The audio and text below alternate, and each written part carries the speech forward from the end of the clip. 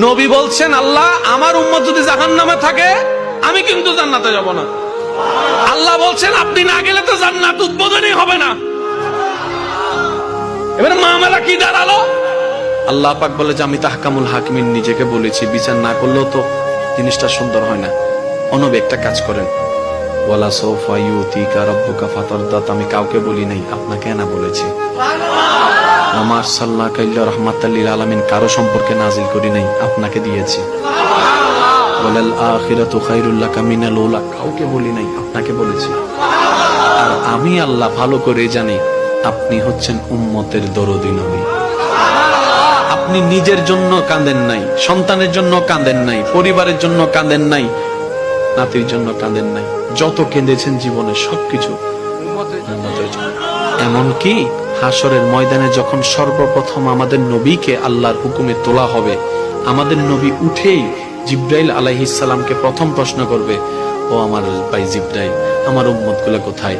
আইনা উম্মতি, আইনা উম্মতি, আমার উম্মত কোথায়? আমার উম্মত কোথায়? আমার উম্মত কোথায়? আমি ওঠার আগেই নাকি আমার উম্মতকে জাহান্নামে দিয়ে দিয়েছো নাকি? কোনো আমার উম্মত কোনো জাহান্নামে চলে গেছে নাকি? জিবরাইল বলবে, ইয়া রাসূলুল্লাহ, প্রথমেই আপনাকে তোলা হয়েছে, এখন আর কাউকে তোলা হয় নাই, প্রথমেই আপনি উঠেছেন।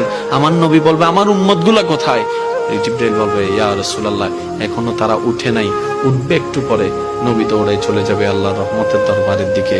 সিজদায় যে পড়বে একটাই কথা থাকবে, রব্বি হাবলি উম্মতি, রব্বি হাবলি উম্মতি।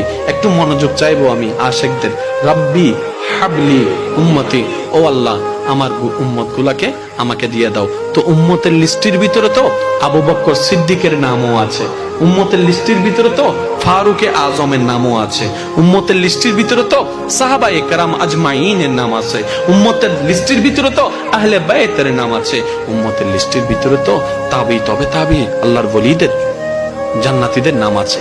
এবার আল্লাহ পাক বলবে, আপনি যে বললেন রব্বি হাবলি উম্মতি, উম্মতকে দেওয়ার জন্য আপনি কে আবু বকরের কথা বলছেন?